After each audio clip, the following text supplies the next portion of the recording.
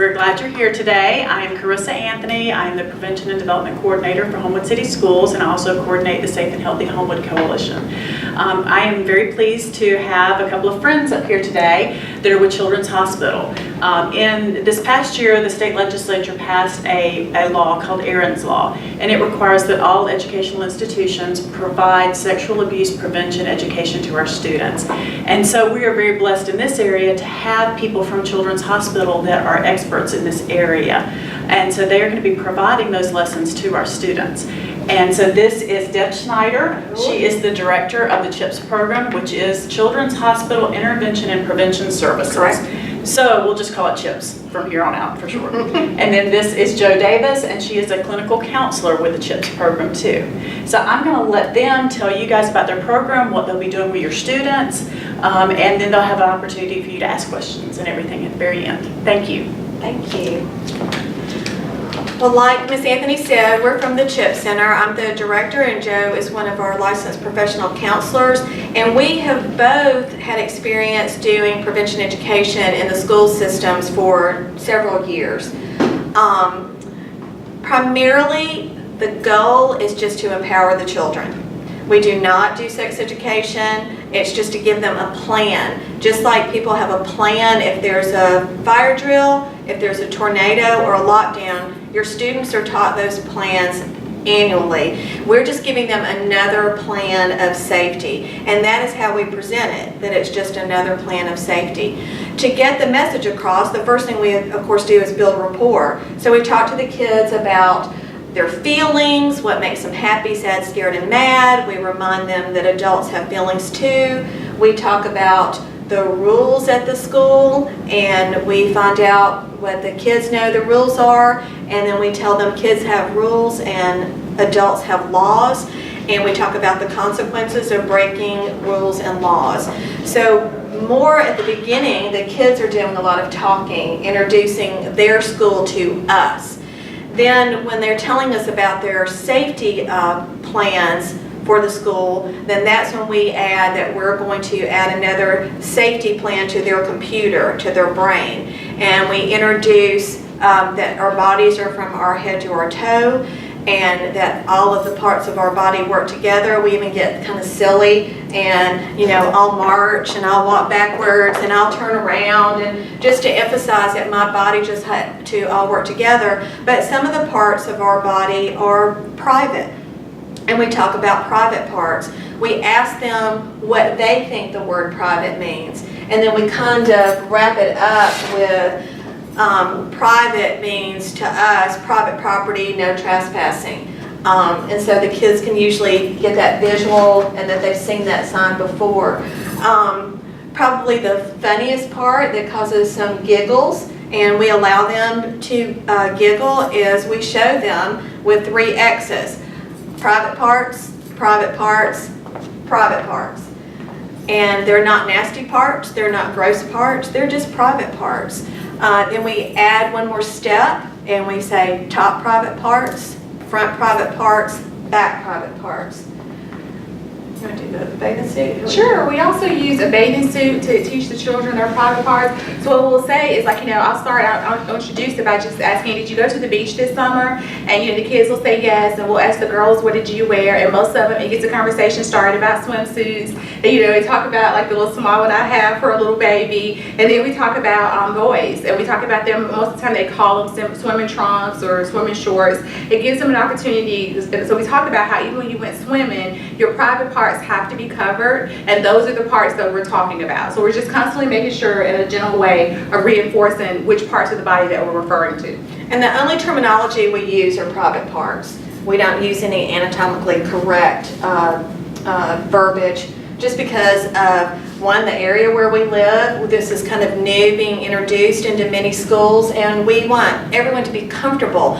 So private parts is universal. It's not a silly nickname, it's not a bad word, it's not a word that any other adult should feel uncomfortable with. And then we cue the kids into, if they use the words private parts, that is going to get an adult's attention. And so when we give them the plan, The plan consists of, if someone tries to mess with your private parts, the first thing you try to say is no, and we emphasize that you have to say no in a strong way. And the kids usually laugh because I go, if you say no like this, that's really not getting the message across. So they get to be interactive and they get to shout or yell no. Then we say you try to get away. You try to get away from that situation, away from that person. Then they've got to find their power, and their power is to tell. That's where their strength is. So even if someone did mess with their private parts, they still have the power to tell and get help. Then we emphasize it is never, ever, ever, ever, ever the child's fault. So if someone messed with their private parts or tried to, they're not going to be in trouble, even if they weren't able to get out of the situation. Once they tell, they're heroes, because they're not just helping themselves, they're helping other children. Because people that want to mess with kids' private parts, they don't just pick one kid.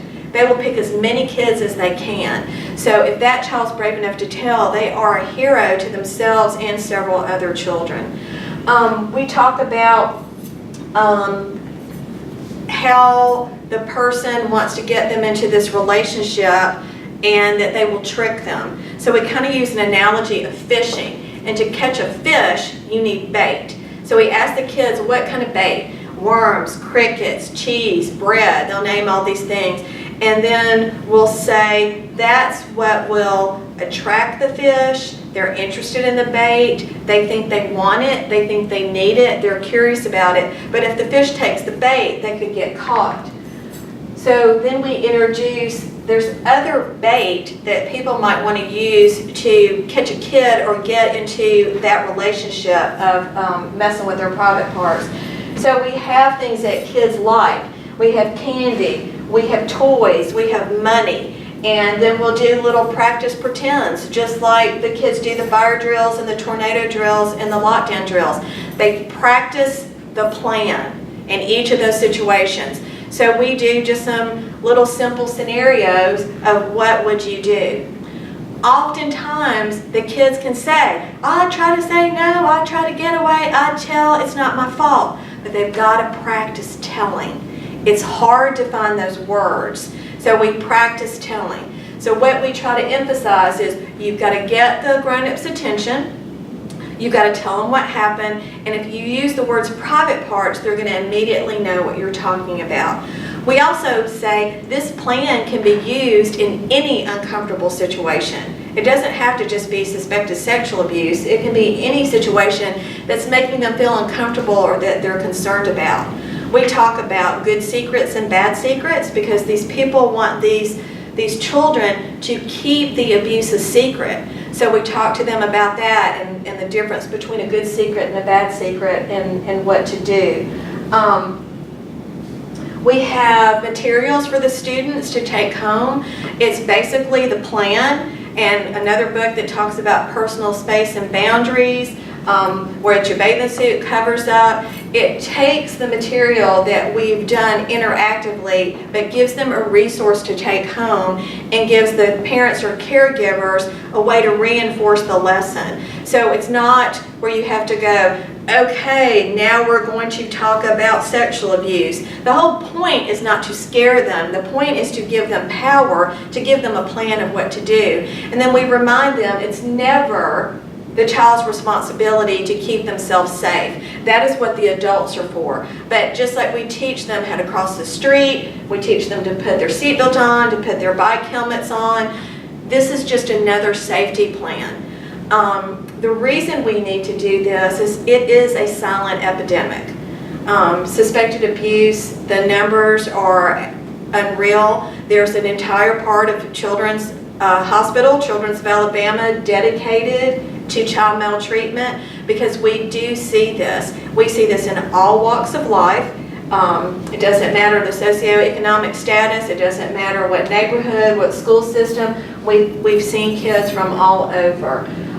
If they don't get help, Joe as a counselor can address some things that might happen that continue on in their lifetime. But what we get concerned about is some of the lifestyle choices that some people make when they have a history of abuse.